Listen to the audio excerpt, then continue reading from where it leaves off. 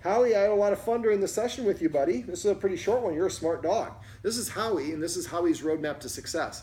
Now, Howie is how old again?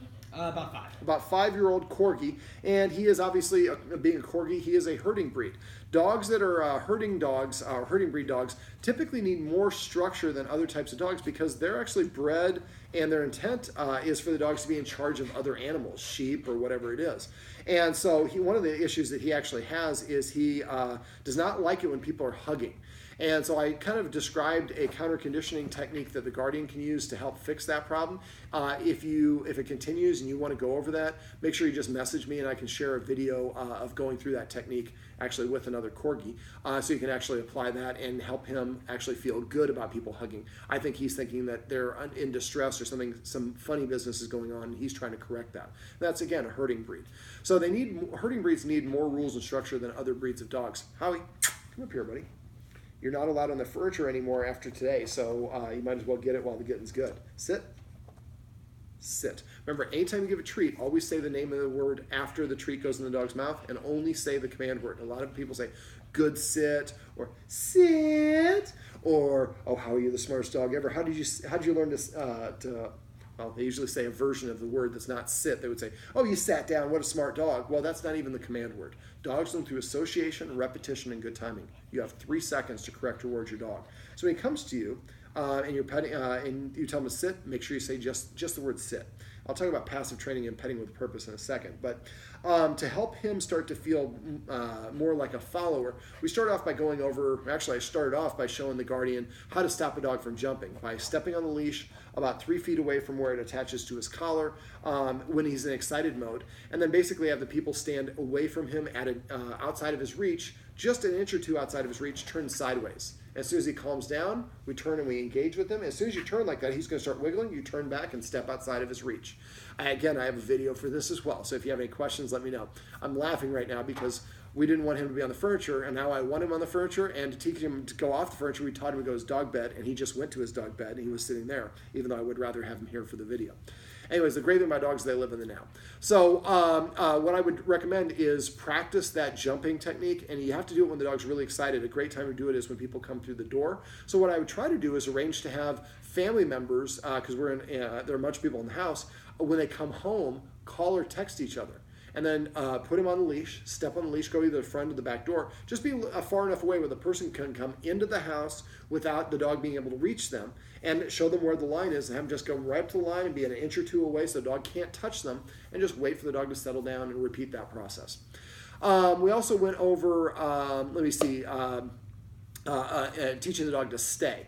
The Guardian wants to train him to basically be a therapy dog, and he wants to travel with him a little bit, and he is a little bit, he likes getting attention from people, and he kind of doesn't have a lot of impulse control.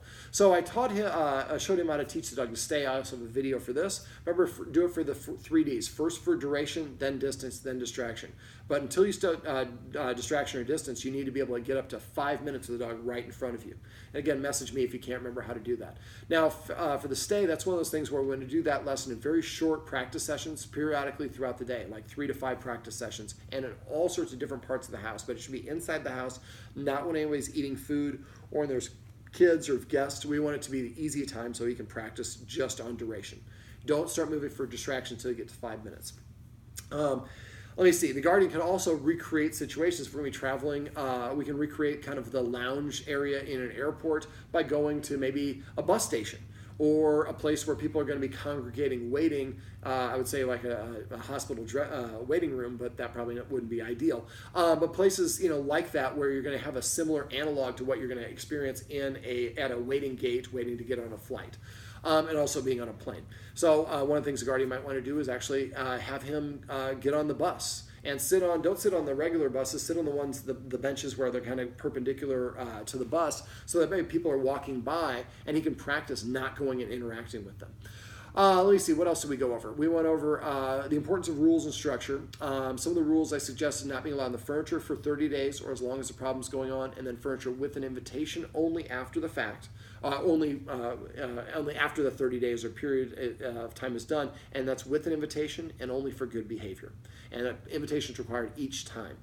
Let me see. Not being allowed to be within 7 feet of a human who's eating. Having to sit before we let it out the door. Remember, double the length of time. Sit, wait 3 seconds. He doesn't sit, walk away, sit down, wait 1 minute, then try, and then go tell him again. Sit. If he doesn't sit within 3 seconds that time, walk away for 2 minutes, then 4 minutes, then 8 minutes. Keep double the length of time until the dog sits. And then you open the door immediately as soon as they sit. That becomes the reward. And then do it both directions. Don't let the dog run out the door or walk ahead of you on the leash. Whoever's in front is perceived to be the leader in the dog world, so we want to make sure he's walking next to you or behind you. The video above, we talked about him greeting other dogs in a more controlled manner. The 2 exercises I showed in that are teaching the dog to walk into the heel position. And when you're doing that, make sure you're crouching down, because you have to hold the treat at the dog's nose level the whole time you're sweeping back. And make sure you're delivering the treat behind the seam of your pants so he's in the heel position. Once you sweep it around, then raise it up and put him in a sit and then pop the treat in his mouth.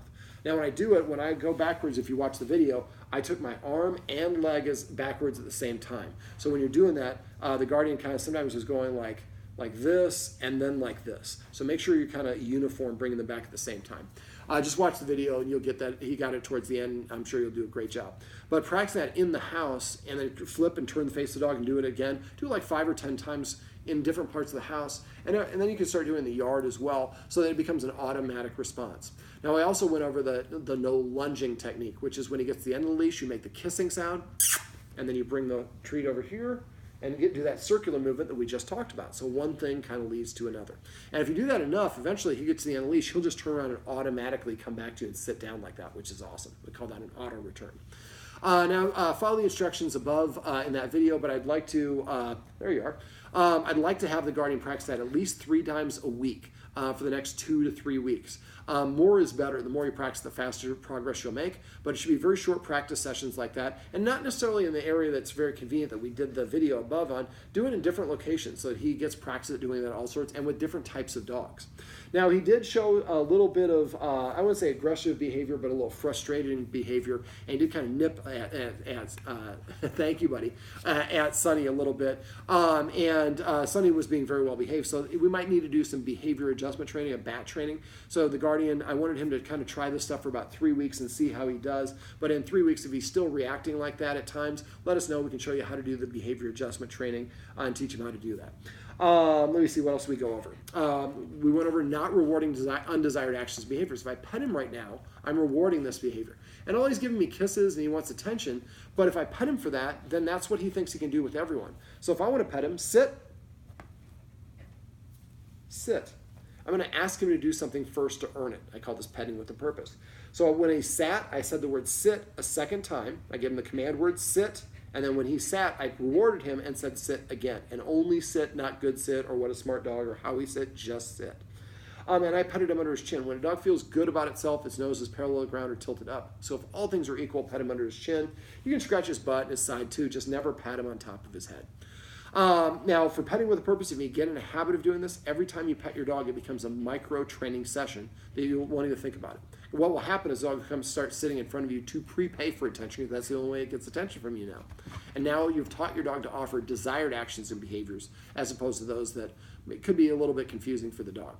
One last thing, for the furniture, I don't allow the dog to be up here ever, because this is the dogs, the higher they sit, the more rank or social status they have. So sitting up here is I have more authority than the humans. Sitting here says I have the same authority as humans, which is why I like to have them down there. We have dogs with behavior problems, at least for a short period of time.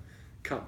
So that's why I went over the dog bed, and the guardian should come up with, have a dog bed in each room that they hang out in, and then practice tossing the treats or leaving the treats as I instructed, and come up with a fun, unique command word for each dog bed, so we can tell him to go to Cabo or Jamaica or Maui or whatever the names of the dog beds are.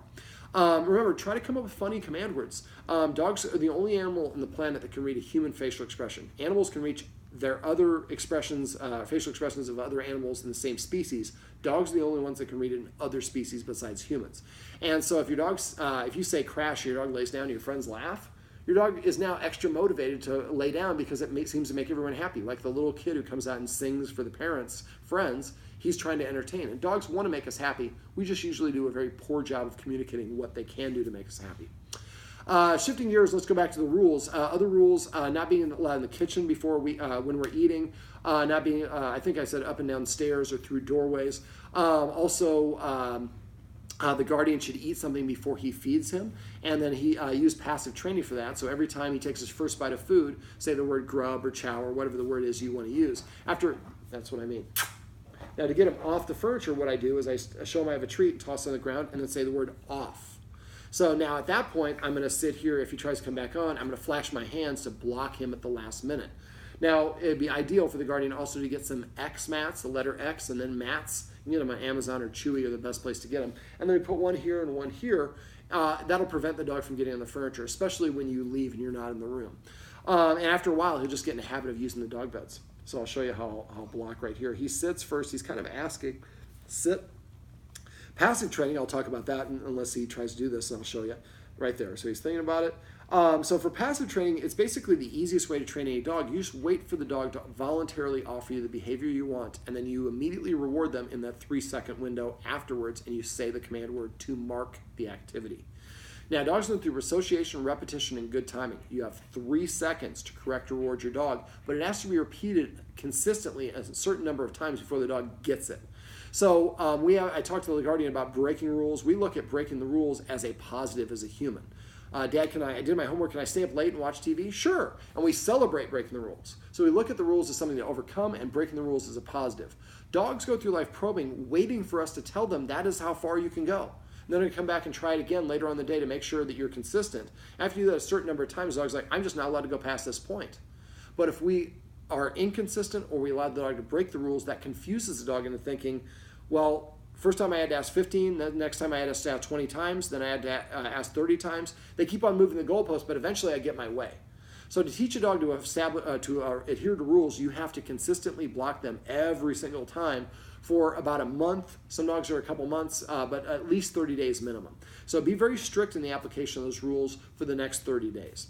Let me see, what else did we go over? I'm trying to think. I think that pretty much covered it. So if you have any questions, the guardian's going to be moving to Austin, Texas, and so it'd be ideal to get as many of these things taken care of as you can before you leave. That way, when you move in your new house, when you go in there, start those rules very strictly as soon as you move in. So when you get a new place, I am not on the furniture at all, right from the jump. But once he starts practicing it, he's going to want to continue doing it. Now, right now, the guardian has him sleeping with him, which is totally fine, but I would make that invitation on the bed the only way the dog can get up. If he gets up without your permission, have him get down. And I, again, try to be force-free, so I'd touch his nose with a treat, toss on the ground. When he licks it up, say the word off. But then at that point, yes, you're a good demo dog. At that point, I would try to block him instead of actually just throwing the treat down over and over again. Otherwise, he's going to keep on doing it. Isn't that right? Yeah. Now, he seems to respond really well to the kissing sound, as you can see. I like to use escalating consequences to disagree with unwanted actions. So normally the first thing I do is I hiss 1 time per incident. Only hiss once and match the intensity of your hiss to the dog's energy level. So I hiss, translating that to no, don't do that, or most effectively, don't even think about doing it. Hissing before the dog does the wrong thing is much more effective. See how his ears went up. Okay, so that's the first thing you do. Hiss before the dog breaks the rule. Second thing you do is stand up abruptly and turn to face the dog. Your authority goes whatever direction your belly button is pointing. So keep your belly button pointed right at the dog. And when the dog moves around, pivot your hips and keep the dog in front of you until the dog tells you, I'm done challenging you, and it will do that by doing one of 3 things. Well, really, it will do one thing. It'll stop moving. It'll stand, it'll sit, or it'll lie down. I'm laughing because the guardian is behind the camera right now. The dog wanted to jump on the furniture, kind of put his paws up there, looked at the guardian and didn't do anything, backed up and kind of did a faux jump, looked up at the guardian, didn't do anything, and then did the full jump. So that tells me he's already starting to recognize that he's not allowed on the furniture, but he's going to keep on pushing. His job is to push and see what he can get away with. Our job is to say, nope, that's as far as you can go and no further. So that second off, he just jumped pretty good ways. All right, second consequence, stand up abruptly, turn to face the dog, keep the dog in front of you until it leaves the room or stands, sits, or lies down. When it does, take 2 steps backwards, left foot, right foot, and then pause. When you pause for 1 second, that's like putting the period at the end of the sentence. Then you can go back to doing what you were doing. However, if what you were doing was doing what I'm doing and sitting down, when you sit, you should expect the dog to come back and challenge you again. So don't sit way in the deep in the couch. Sit on the edge like I am now so I can bounce up really quickly. All right, the third consequence is marching deliberately at the dog. For dogs, front-facing is confrontational or assertive or authoritative. Sideways is approachable. Behind us, we're defenseless. So if you march at me as a dog and I back up a mile, I'm still challenging. So when I want to say as a dog that I'm not challenging anymore, I'm going to turn sideways or greater from you. So as soon as the dog turns sideways, you want to stop. Now this looks indecisive with my feet apart like this, so I complete my movement. Then I go to the second consequence. I'm pivoting as the dog moves around the room. Once he's stationary, I take 2 steps backwards and I pause for 1 second. The only time that doesn't apply is if the dog is in a designated no-dog zone. One of the rules is the dog's not allowed to be in the kitchen. So we did a little bit of this and a little bit of reverse herding in the kitchen. Before we start putting the food out, the dog has to leave the area. So we marched deliberately at the dog until he crossed a line. Then we stopped enforcing at the line. Now, the dog tried to go over here. We took a step to the side. Went over here, took a step to the side. So the dog's going to kind of keep on trying to probe. And once he realizes every time I cross that line, that's when the human corrects me. That's the human's way of saying, I don't want you to cross that line. Now, he's going to try to do it over and over again, so you have to be diligent. And don't do this at times when you're in a rush. Sometimes I recreate situations like I pretend like I'm cooking so I can help the dog practice that actual behavior without the pressure of actually needing to watch what I'm cooking and stirring and all that stuff. People who know me watch this are laughing because I don't cook at all. But the idea is to do a warm-up and help the dog practice the behavior before. And if we don't teach the dog how to behave, then it's not the dog's fault. It's not being naughty. That's our fault because we hadn't set our dog up for success. All right, buddy. Let's come back over here and finish this one up. Come here. This is Howie. Sit. Sit. And this is Howie's roadmap to success. Remember, everything you do trains your dog. Only sometimes you mean it. Right, buddy? All right.